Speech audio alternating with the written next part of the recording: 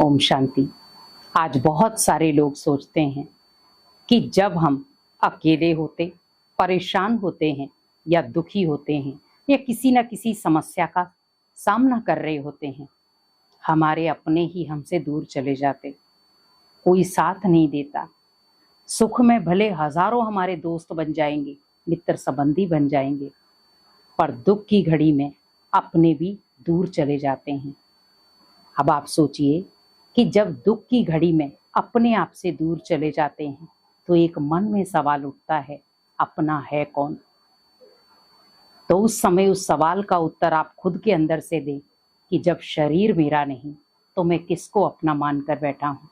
कोई अपना नहीं, लेकिन मैं किसी एक को अपना कह सकता हूँ, और वो कौन है? स्वयं भगवान। मैं भगवान को दिल से अपना कह सकता हूँ, दिल से अपना मान सकता हूँ, और भगवान दिल से अपना वायदा निभाता भी है।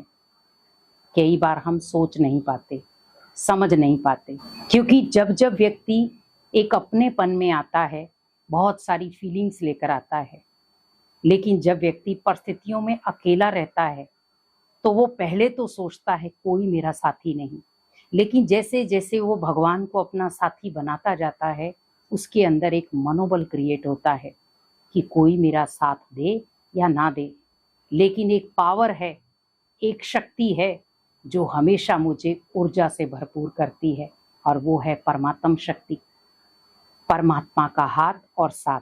तो उस समय सोचें कि भगवान का हाथ और साथ में हमेशा मेरे साथ है, क्योंकि जब हम दुख की घड़ी में होते भगवान को पुकारते हैं कि भगवान आप मेरी मदद करो, और भगवान बड़े प्यार से हमारी मदद करने के लिए आता भी है।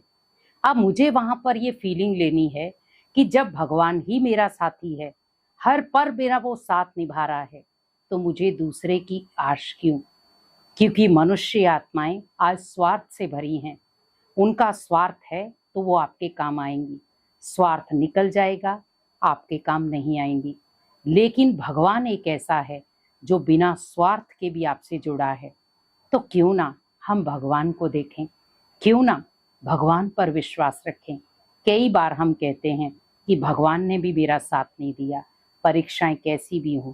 भगवान भी कई बार सोचता है कि बच्चे, तू सिर्फ दुख में मेरे पास आता है, लेकिन सुख में तू अपने मित्र संबंधियों के पास जाता है, तो मैं भी तो परखूंगा। कभी भी ये ना सोचें कि भगवान मेरा साथ नहीं देता। हम कई बार भगवान के खिलाफ खड़े हो जाते हैं, हम कई बार भगवान को नज़रअंदाज कर देते हैं। आज बहुत सारे ऐसे लोग हैं, जब उन्हें कहा जाए भगवान को याद करो, कुछ घड़ी भगवान को दो, तो क्या कहते हैं?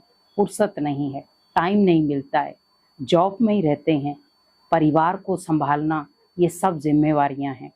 लेकिन सिर्फ हम भगवान की जिम्मेवारी से हट जाते हैं। क्या भगवान आपकी जिम्मेवारी में नहीं आता? अगर हम भगवान को अपनी जिम्मेवारी समझे कि नहीं, मेरा सबसे पहला कार्य है भगवान के घर की सेवा, भगवान जो कहे वहाँ हाँ जी का पाठ पक्का रखना, भगवान के कार्य में मददगार बनना, भगवान का जैसा भी कार्य हो वहाँ पर मुझे अपना तन, मन और धन लगाना है, ताकि इन तीनों में मुझे बरकत मिले। अगर तन लगाएंगे, तन कंचन रूप में, मन लगाएंगे, मन शुद्ध संकल्पों में, धन लगाएंगे तो घर में बरकत होती रहेगी। क्योंकि भगवान कोई भी चीज़ रखता नहीं है। अगर आप उसके घर में तन लगा रहे हैं तो आपके तन को वो कुछ होने नहीं देगा, निरोगी काया बनाएगा।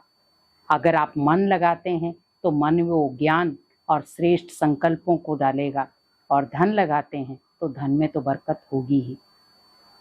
तो भगवान को ही अपना सच्चा साथी बनाओ, क्योंकि दुनिया के सब सहारे टूट जाएंगे, सब किनारे लग जाएंगे, लेकिन एक भगवान है जो किनारे से भी आपको उठा करके कहेगा कि बच्चे मैं तेरे साथ हूँ। आप सोचिए, कोई डूब रहा होता है, कोई एक होगा जो बचाने की कोशिश करेगा, अदरवाइज सब देखते रह जाते हैं। भगवान भी कहते आने वाला समय ऐसा है जहाँ पर मनुष्य आत्माएं एक दूसरे को ख़त्म करने की प्यासी बन जाएंगी। और आज कहीं ना कहीं आप देख रहे हैं, किसी को मारना, पीटना, ये सब नॉर्मल हो गया।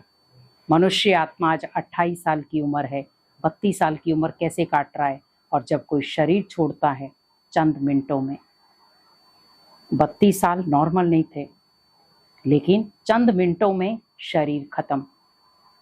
तो भगवान कहते बच्चे, दुनियावी सहारे छोड़कर भगवान को अपना सहारा बना लो, क्योंकि जो दुनिया के सहारे हैं वो सिर्फ स्वार्थ ढूंढ रहे हैं आप में। जब तक उनका स्वार्थ है आपके साथ, वो आपके रहेंगे। जिस दिन उनका स्वार्थ पूरा हुआ, वो आपको छोड़कर निकल जाएंगे। लेकिन भगवान एक ऐसा है जो हर पल आपका मददगार है, हर जगह पर आपकी मदद करेगा, वहाँ भी मदद करेगा जहाँ कोई भी आपकी मदद के लिए तैयार नहीं होगा। इसीलिए भगवान को अपना सच्चा साथी बनाएं और हर जगह पर भगवान को अंग संग महसूस करें। और जब भगवान को अपना सच्चा साथी बनाएंगे तो भले कैसी भी परीक्षाएं आए, कोई आपका साथ दे या ना दे, आप अकेले भी होंगे तो भी आपके अंदर से एक गुड फीलिंग आएगी, मैं अकेला ही काफ़ी हूँ, क्योंकि मेरे साथ स्वयं सर्वशक्तिवान है।